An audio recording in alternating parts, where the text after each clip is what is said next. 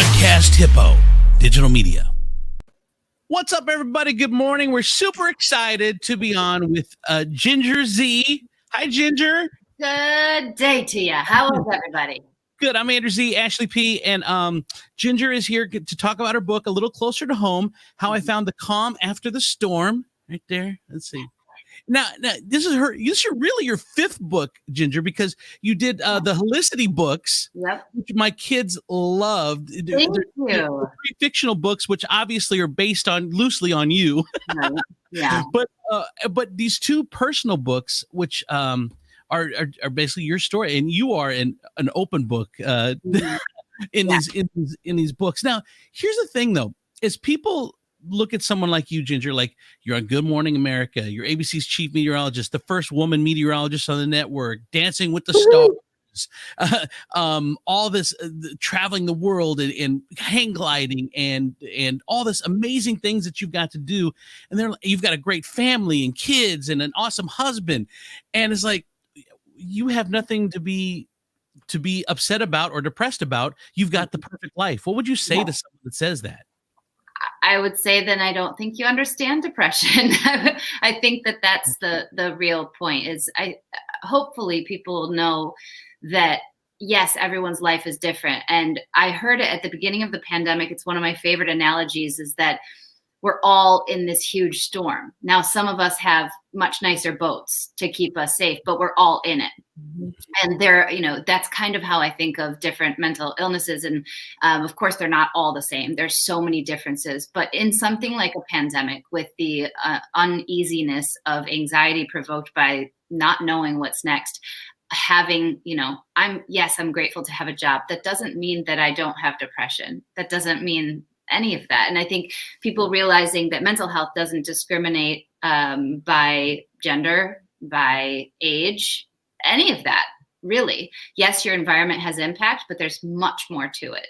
So that's what I would say. A couple things. When you look at this pandemic, I think it's made us as a society more depressed, but also I think what it has done is made it more acceptable because more like the pandemic has accelerated so many things like work from home and watching stuff at home and not going to movie theaters and stuff like that. It's accelerated our life so much.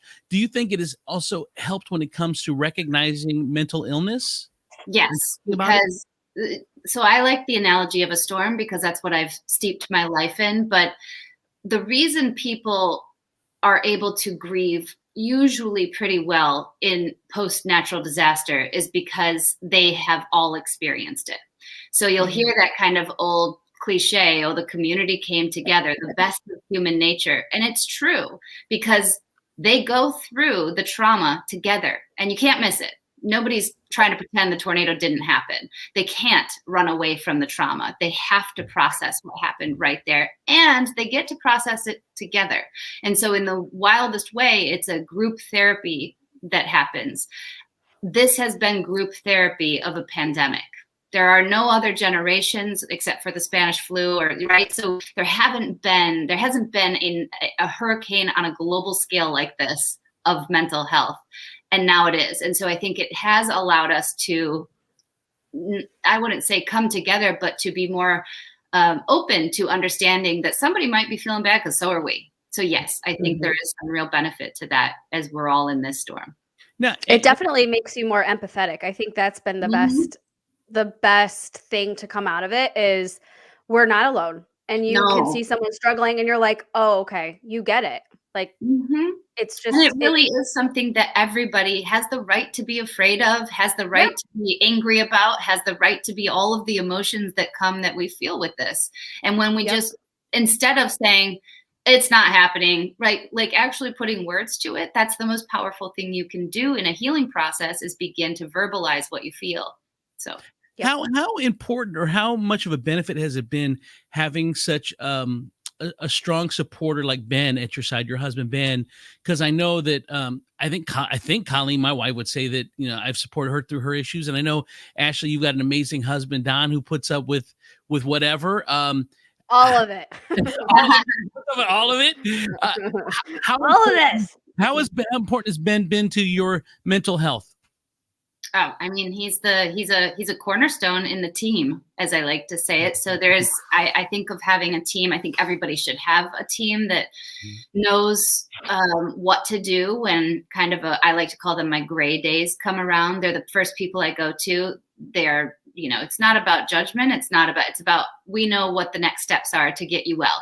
It would just be like someone else having a flare up of a physical disease that they deal with for a lifetime. And you have to have the person who's going to get you to the hospital, to get you to the care that you need to get to that healthy place again. And that's how we attack it. And I think my husband in the beginning, he was so good at setting boundaries. He's the opposite of me, where he has almost too much. Like, I've had to help him to soften a bit. But he was very clear and of what he needed, what he desired. And he has always been the most black and white person, and I am the grayest. And so he taught me a lot about setting those boundaries and how to do it. So he was also, and I always say he's a weird dude, in the way that I never had someone that I dated be so fascinated by my past. And like, to the point where he'd be like, tell me more. I'm like, you want to know more about my ex-boyfriend? He'd be like, yeah, this sounds like a really good story. So it's beyond secure. And I think it's a little weird. Like, but in the relationship, you're like, aren't you jealous? Just a little bit? Just get a little jealous. Absolutely not at all. And that's where trust and is built, is that he knows and accepts every part of my story. Now, he set a very strict boundary. I don't want to know about a guy that you like right now. Obviously, this is not the game we play. But I've never been accepted. I had never accepted myself. I had never taken ownership of my own story because I was ashamed of it. And now I had somebody who loved every single morsel of it and wanted more. And it really gave me a guiding light of what love looks like for myself. And then he's gotten me and helped me with my therapy and all of this stuff to a place where I am so healthy that not only do I not care what everybody thinks, obviously, I'm letting everybody know everything. I'm safe because I found the assurance I had been looking for my entire life right in here. In me. Yeah. I've had female co-hosts my whole life. And, as long as I've been doing this, and I've never seen people attack me or the guy the way that they will attack the woman. I hate your voice. You're looking old. I can't believe you dress like that. Stuff like that. And I see you get that as well, even at the highest level of where you are, Ginger. And you don't let it get to you. You actually use those moments. You use those moments as kind of teaching moments. And it's really the way I think other women can learn from that. Tell us about the criticism that you still get to this day that a man wouldn't get. Right. I enjoy it now. So I've come through this long roller coaster of kind of the beginning of social media, right? So I didn't have social media in college, but then as I started my jobs, I was public, but now there was this other way to share. So it wasn't just calling the TV station and leaving a message, which is what I got a lot of at the beginning of my career in Flint and in Grand Rapids. But then it turned into, and not just mailing, like the old lady that's writing the letter to the station and saying, I don't like your shirt. Like, also that came 2 weeks later. Like, I don't even know what shirt you're talking about, woman. Yeah. What are you talking about? That's so weird. Right. Why would you take your time to do that? Oh, so they've always been there. They've always been there. And they would leave the voicemail, which was a little bit more timely and a little bit more stingy. Yeah. But it really wasn't until I got to Chicago and the volume of people attacking and the way they could get to me fastest. And they even had, I don't know why the station had this, but they had like a mailbox that everybody, the world, could write an email to, and the whole station, our bosses included, saw it. So it wasn't even like direct to me. It would be like, who spray painted Ginger Z's clothes on today? And it would be to everybody. And I'd be like, oh. So even if they hadn't seen the show and seen that my shirt was whatever, it would go. And it was just shocking, right? So it was a really great way for me to learn. And I'm so grateful for what this taught me. I had to learn very early to realize that that's very nice that they have an opinion. I have a shield around me, this kind of fence that I keep my opinion of myself in here. I can allow people to come in through a door when I think that there's a valid concern or a valid something, because I don't want to not listen to anybody, or else you might actually look like you have your shirt spray painted on, right? And there sometimes, but now I've gotten to the point where I think, decipher if the person is really hurting, if they are just a troll or a bot, and if they are somebody who needs a lesson taught to them. And maybe other people have said the same thing, and I'd like to kind of nip it in the bud and make sure everybody's real clear on what's the truth here. And so I find them to be really helpful, and they have helped in my personal life because they've given me such a solid internal core of identity, because I had to, or else I would have fallen apart. Yeah. Ugh. We can't hear you, Andrew. Let's do this. How about now? Can you hear me now? Yes. Yes. Okay. I don't know what happened. Okay. You talk about it in the book, Ginger. I want to talk a little bit about you're on Dancing with the Stars, and it's week number 2. And you go, the first week was, a fun dancing, kind of it's energetic and you're popping all over the place. And you love it. But the second week, it's got to be the sexy dance. And you reveal something in there about how you feel that you kind of lost your sexuality. And I think if you're in a relationship a long time, you kind of lose that spark. You lose some of that stuff. And I think Dancing with the Stars helped you find it again. Talk a little bit about how you keep it fresh in your relationship and still feel good about yourself. Because you said, hey, I wasn't feeling sexy anymore after years with my husband. You become complacent, not just you in general. We become complacent with our relationships. We start to take our significant other for granted. Talk about how Dancing with the Stars helped you with your relationship with Ben. Yeah, I mean, in that chapter, I start that because I think all of our journeys are so different, and our, what we believe sex or intimacy should be the word, because you can be intimate even with a friend, right? Or what that means, and how you feel about yourself is what drives it almost always. And so in that chapter, I'm not only addressing how I had been evolving since I had a partner, and since I had kind of stopped being on the hunt or on the prowl, which is what my hunt and prowl was driven by something much darker that I had to really uncover. And so not only did dancing help me to think and communicate to my husband and to myself about what was really happening on the inside of me, but then it really made me go back and attack trauma that I had endured, and uncover a wound, and start to dismantle this kind of wrong structure that I had put on sex and what sex meant, and the intimacy of touch, even from other people. And so it was kind of like a rebuilding moment for me, at least structurally in my mind. And I can't tell you that it's like, I'm just this wildcat here, like running around, because I don't know that that's natural or right, but to find the ability to structure it correctly again into what's the healthiest way of looking at intimacy and then sex, I think that's what it really did help me. At least it alerted me that there was a bit of an issue.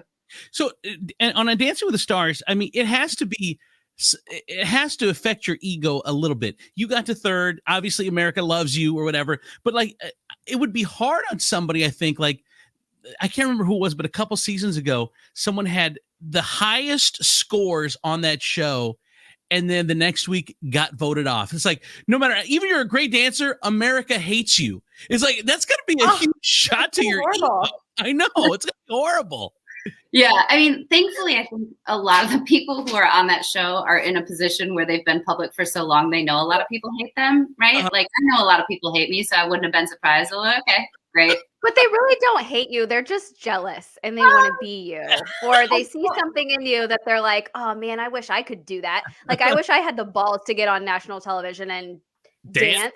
I mean, some would do that. Some of them are, but I think that some of them, and this is what I tell myself, if you think about it right now, isn't there a band or actor or somebody that's in the public eye that you're like turned off by a little bit? You're like, I do not like listening to that person. I do. There's one. Yeah. So let's take that and realize that our opinion is our opinion. We're allowed, because not everybody fits everybody. Like, we're not. Right. We can't. be that way. And you have to think as like someone like me, even when we were number one in this market in radio and we had a 20 share. So 20, which is a big number. But here's the thing. That means that 80% of the people didn't listen to you. So even though you think you're great, you go out 8 out of 10 people, I really don't think you're that great. Yeah. No, there's so many, you can't base your self, your worthiness on other people's opinions. And because that's the thing is, I know this, I'm thinking of one actor. I know this actor is not a terrible thing. I actually think, to the point of like Nickelback, which we can talk about because it's like memes and things. Right. I actually think stuff like that could even be like cilantro. You know how cilantro just does not fit with some people's DNA or whatever they found? Yes. No, it's literally in your DNA. It's like the cilantro of bands. And I think that it just hits the ear wrong for some people. That is, I've never heard it put like that. I love it. Well, and I love your sense of humor. Like, and that's why America does love you, because, you're a scientist. You're smart. You're not a dumb person. You're smart, but you're also funny. And I love the one anecdote that you tell in the book when your mom would put all your ex-boyfriends' names on gingerbread men over the years. My mom, she knows how. Your mom. I want to meet your mom. I'm so sorry to interrupt, but she seems like I'm listening to the book right now, and the part where she freaks out when there's stuff on the counters. I'm like, oh my God, that's me. I am her. I am the mom that comes in and freaks out about everything being dirty. I'm like, oh God. Yeah, it happens. And she is thinking about what I thought then. And now that I'm a parent, this is what's changed so dramatically. I'm a parent, and now I see and I hear myself and my mother, like we all do, right? I'm like, oh my gosh, I'm her. I'm saying, and I'm remembering, because my 6-year-old looks at me. I thought it waited till you're like 14 to be this embarrassed. He looks at me like, who are you? And why would you say that? And please get out of my face, even though he's way kinder than that, but I can feel it. Yeah. I know now she was way cooler than I thought she was. She was way. Yes.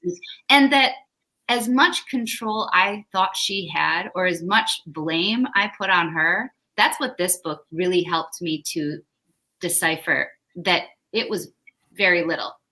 Of course, you cannot take away, and I write thoroughly about what parents do have responsibility for.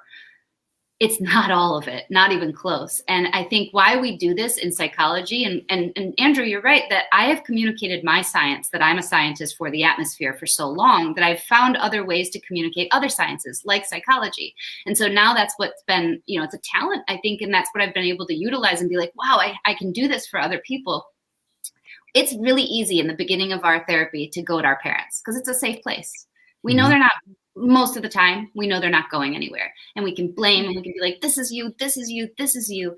It is the next layer of therapy is to go beyond that. And you have to turn to yourself. And that's where I think the real healing and the real change in how you heal and maintain healing continues through your life. And that's why the mental health journey is just like physical health. It is not a go to the trainer for 6 months, get in sick shape, and then stop. It's a lifelong commitment. Yeah. Well, and then I think that my main takeaway so far has been, it's okay to talk about what's happened. And yes, those are valid traumas that have happened to you, but it is your responsibility to make it better and not live the rest of your life playing the blame game, because who does that end up hurting in the end? You. Right. You. So and other people along the way, and then your children. And your children. Yep. Yep.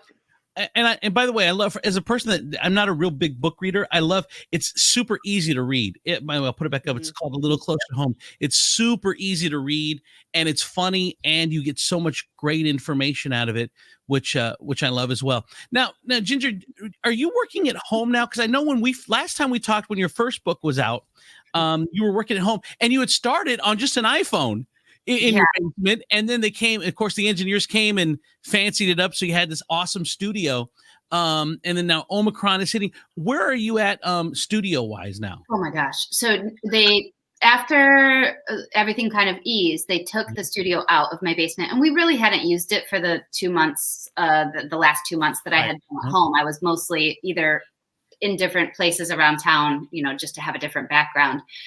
And so that's been gone. My kids were really excited because they got to watch movies again in the basement. And I was like, because I said, guys, Mommy's gonna have to go to work again next week, and I'm gone. They were like, we're gonna watch movies, or is that part of the deal with you being gone? I was like, okay, well, I'll miss you too.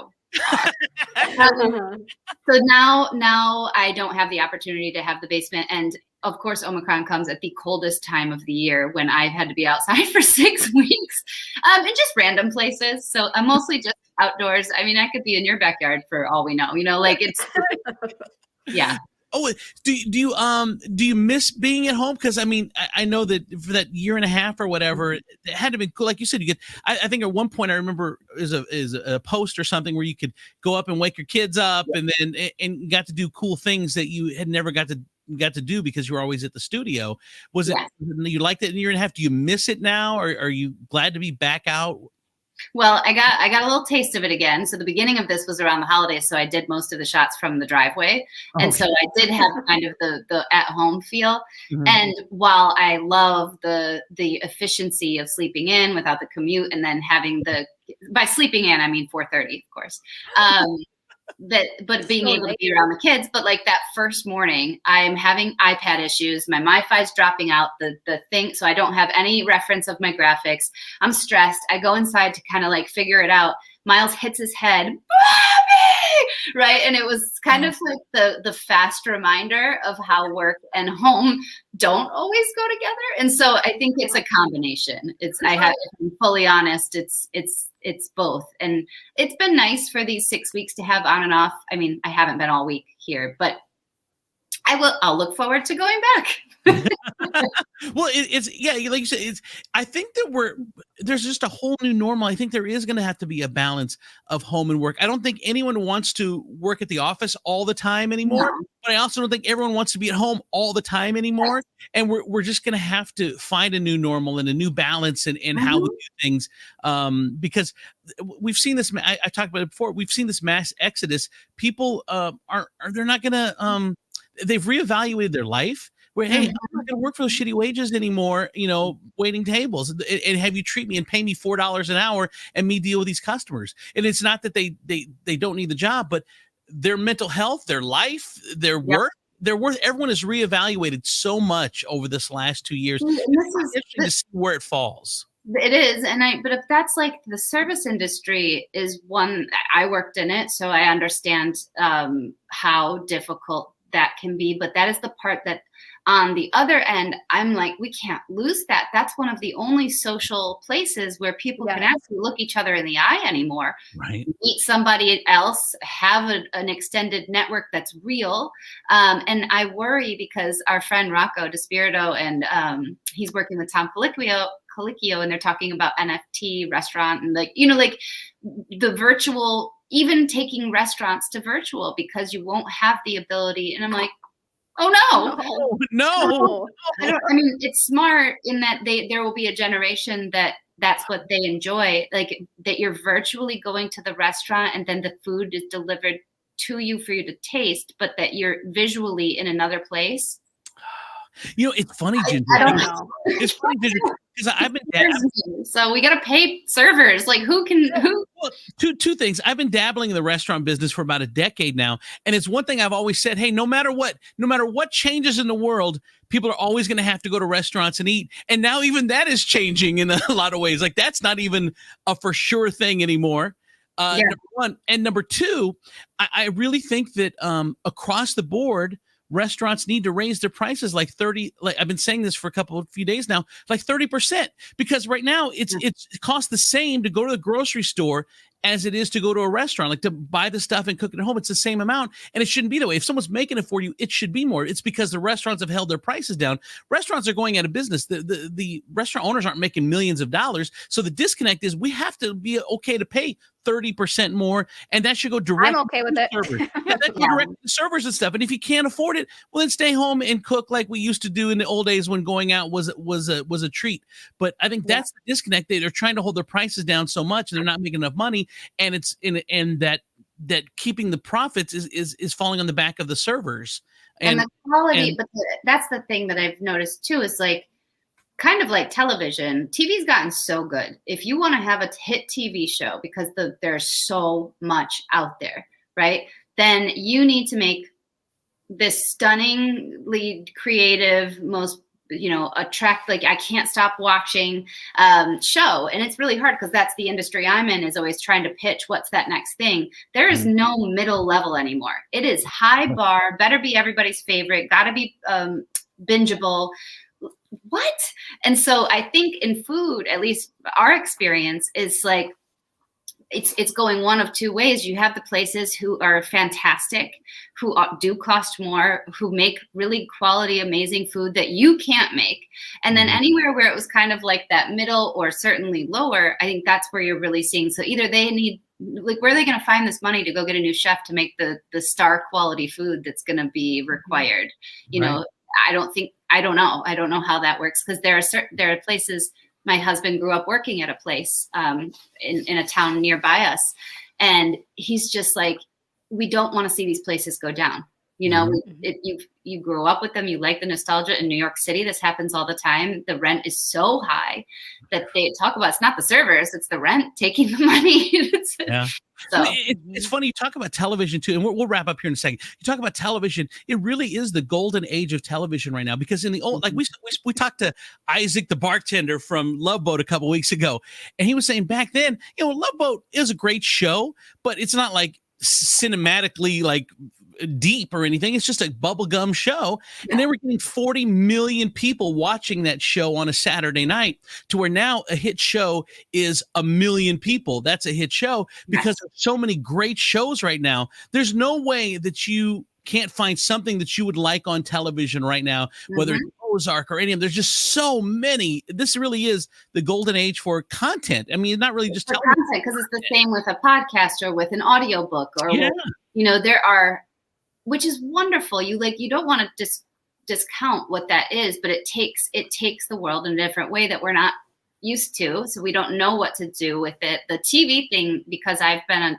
such a television watcher my whole life, it's the medium I work in, to be in it, and then to be a part of the confused audience that's like, now which one did somebody say I have to watch? And I've only got, luckily our kids keep us pretty like TV free of things we want to watch, because they have to be pretty family. So we do a lot of old 80s movies that are appropriate so far. And we, that's a lot of what we watch.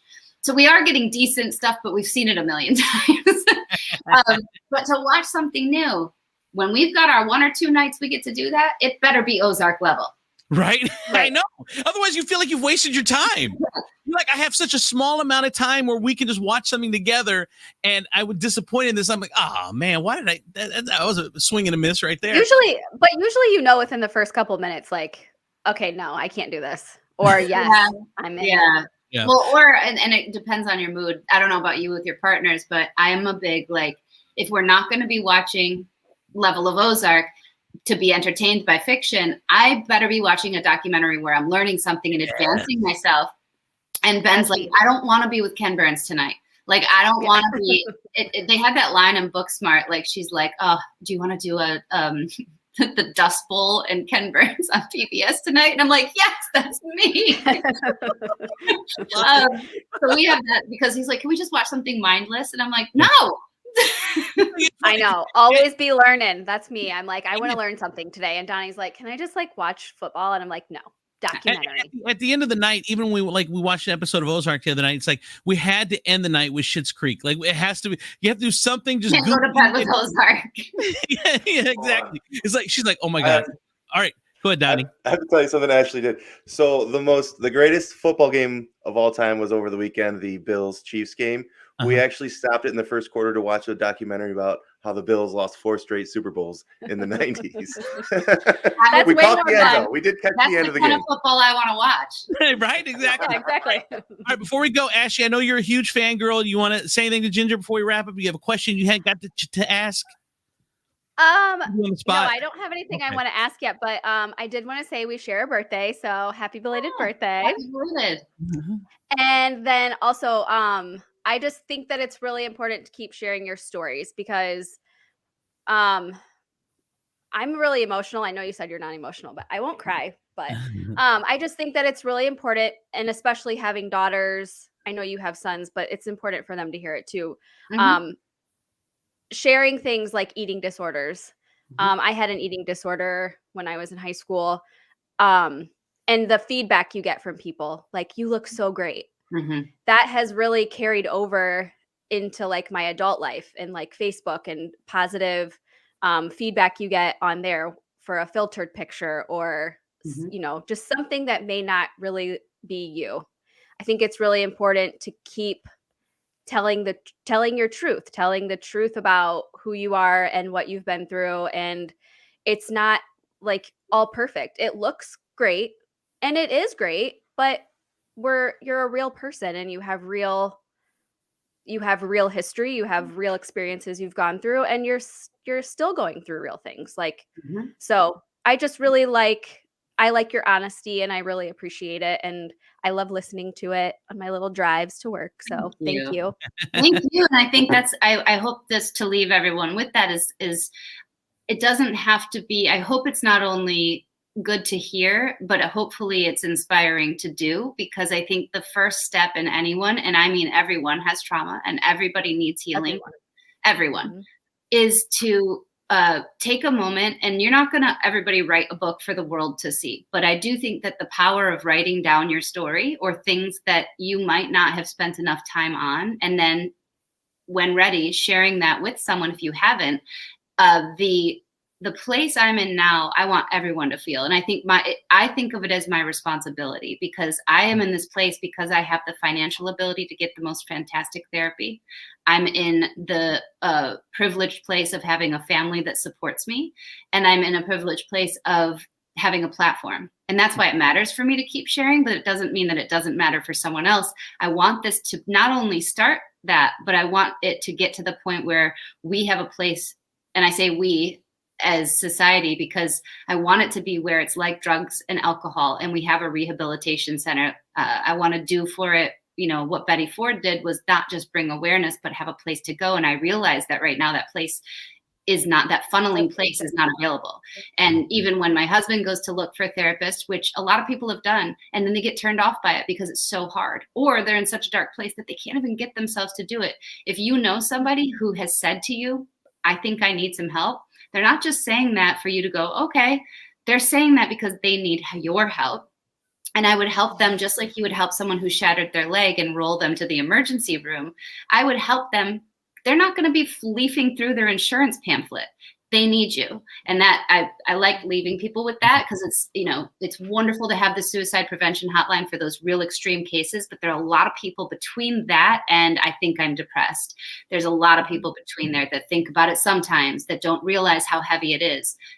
If you have any time where you would want to hurt someone or yourself, I think you have to first ER, second, think about telling someone so that they can help get you to a good place. It's like therapy, pay it forward. You've had the benefits, so now you're wanting to get the word out for everyone else. And I do want to say about therapy real quick is that therapists are like, they're like burgers in the fact that you have to keep trying a bunch of them till you find your favorite. Please, I watched an interview with someone. They said because they were such people pleasers, they went to the same therapist for 6 months that they hated and spent money and wasted money. And you can know, in just like Ashley said, you can know a show in 2 minutes whether you're like it. You can know a therapist in one session. And people, it's a fit.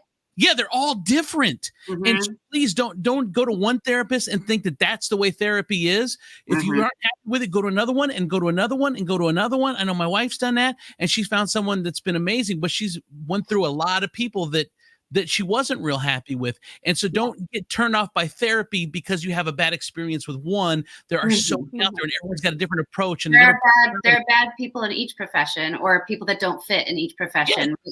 You just don't click with. And I will put one more on top of that, is make sure that you have the proper diagnosis. I think that first couple of sessions should be about diagnosis, because when I had therapists that I thought weren't working, it was number one, because I wasn't telling them the truth. I wasn't being honest with them or myself. Second, though, it was because I was improperly diagnosed. And so once I got that diagnosis from being at the hospital for inpatient therapy, that's when I got the right help. and the right type of therapy. So the type of therapy I needed for borderline personality disorder is called DBT. And it's a much more, it's accountability invasive. I don't know if that's the word, but once I found that type of therapy, it started to work. Lo and behold, it was just like if you shattered your leg and then you suddenly went to the ear, nose, and throat person. Like, what? They might know some things to do, but they don't, that's not their specialty. Right. So there are many specialties. And here's the other beautiful part about something called borderline personality. There are a lot of them out there that aren't depression and anxiety that sound really scary. But here's the coolest part. Borderline is something, like many, that you can grow through and out of, which I have done. And that's why I'm in this really healthy, wonderful place. And I think I want to encourage people to be open to other diagnoses that allow you to get there. And you know, here I am, and I still maintain my therapy, but I have gotten to this really beautiful place, and other people deserve this peace. And I use the word peace instead of happiness, because the pursuit of happiness, and I like leaving people with this idea too, don't pursue a feeling, because that would be like saying I pursue anger, or I pursue frustration. I pursue, like, that we shouldn't put value on one emotion. I pursue peace in feeling all of those things, because that's where we really should be. And so if you can take that away from our talk here and watch those, good. Watch those. Well, and I got real quick, I just say, Ginger, thank you so much. You know, you didn't have to do this little show, but you were one of the biggest, most well-known personalities at one of the top major networks in this entire country. But in your core, you're the same person. It hasn't changed you. You're the same person that you were that when I knew you 20 years ago or whatever it was until now. At the core, you haven't changed. And that is the beauty. That is the beauty about you, for you to take time to do this. And I know this for me, when I did a morning show right now, is like I don't want to do any more. I'm spent. I've been doing this all morning, but for you to take an extra, 45 minutes to do this with us, it meant a lot. And I really appreciate it.